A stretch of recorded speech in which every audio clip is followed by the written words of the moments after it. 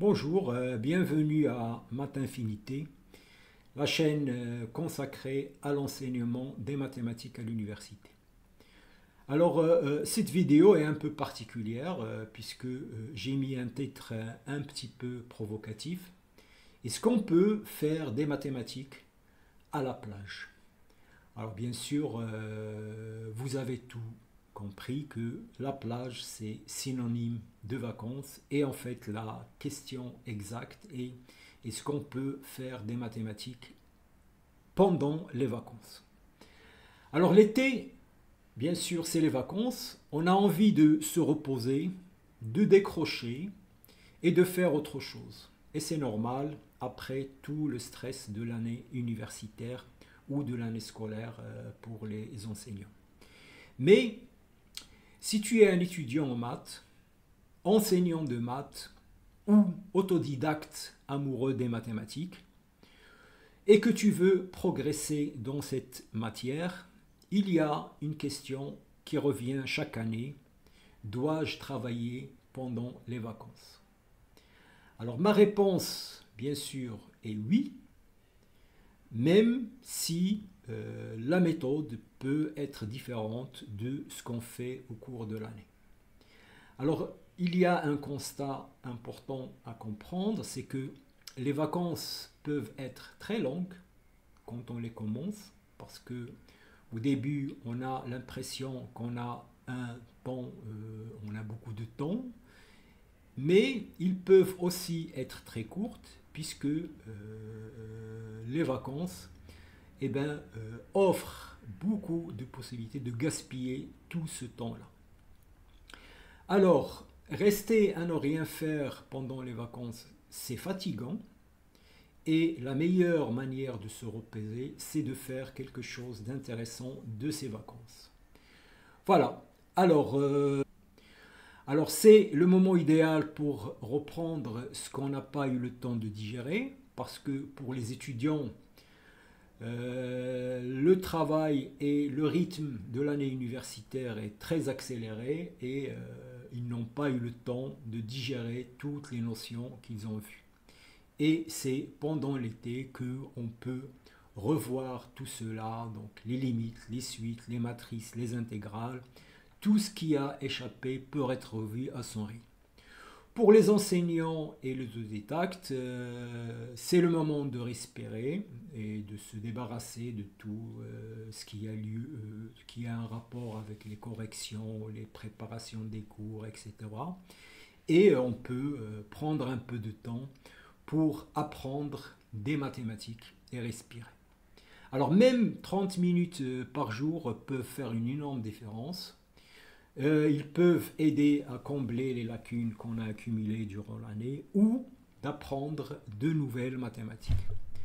Et tout cela dans l'objectif d'arriver à la rentrée et de se dire que je suis prêt ou bien que j'ai fait quelque chose d'intéressant de ces vacances. Alors maintenant que on est convaincu de l'intérêt que peut présenter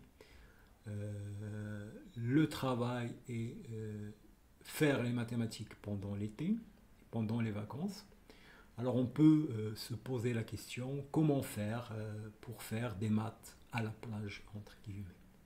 Alors bien sûr, faire des maths pendant l'été, donc il faut l'aborder dans un esprit décontracté. Donc voilà, il ne s'agit pas de tremballer un traité d'analyse de 800 pages, etc. Donc il faut juste avoir avec soi un petit cahier et un stylo et se poser peut-être des questions simples. Alors, quelles sont les notions que je n'ai pas bien compris cette année? Alors, c'est quoi une application linéaire? Est-ce que j'ai bien saisi la notion de borne supérieure? Est-ce que les convergences des séries numériques ont été claires pour moi? Voilà ce genre de questions. Donc, on se pose ce genre de questions. Et puis, on peut refaire des exercices sur lesquels on a bloqué. tenter des annales ou refaire des examens, regarder des vidéos explicatives, lire un livre sympa de vulgarisation pour garder le goût des mathématiques, et peut-être pour les plus courageux, préparer quelques leçons des modules de l'année à venir. Voilà, donc il s'agit voilà, de faire ça dans la bonne ambiance, de regarder, de bien savoir les choses qu'on a envie d'apprendre et de faire un petit programme pour cela. Voici une petite méthode que je peux proposer. Donc tu peux choisir 3 à 5 thèmes que tu veux revoir pendant l'été. Dérivés, espace vectoriel, probabilité. Donc pour les enseignants, ils peuvent faire une liste, une petite liste de théorèmes qu'ils ont envie d'explorer, ou certaines parties des mathématiques qu'ils ont oubliées, qu'ils ont envie de revoir. Et pour chaque thème ou pour chaque théorème, il faut prévoir des ressources claires, des cours, des vidéos, des fiches, et s'accorder 2, 3, 4 séances par semaine de 30 à 45 minutes maximum. Et, et le reste du temps, il faut respirer et profiter de l'été. Bon, alors en fait, l'idée de la vidéo, c'est de poser la question. Donc c'est de vous poser la question, est-ce qu'il est judicieux de travailler pendant les vacances? Et je crois que la plupart des gens, ils sont convaincus qu'effectivement, ça peut être une bonne chose, surtout pour les étudiants de maths, pour les enseignants, pour les autodidactes. Et donc, voilà, alors j'ai donné quelques idées pour comment faire et ce qu'il faut faire, mais ce sont juste mes idées. Vous pouvez bien sûr trouver votre méthode de travail appropriée, votre manière de profiter des vacances. Et voilà, et l'idée, ce n'est pas de souffrir pendant les vacances, c'est de réconcilier un peu de rigueur et plaisir. Voilà, et utiliser cette période calme pour et acquérir des fondations et combler les lacunes qu'on a accumulées.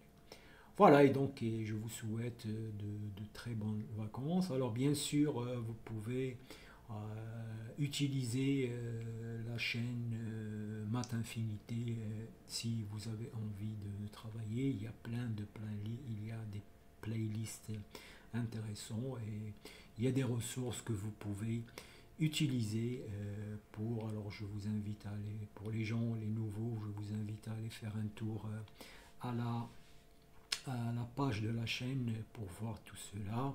Donc de vous abonner si vous n'êtes pas abonné, de partager et de liker. Et je vous souhaite d'excellentes vacances. Alors voilà, je continuerai à poster des vidéos. Je vais voir dans quel thème, qu'est-ce que je vais faire cet été. Bon, on verra. Alors, bonnes vacances.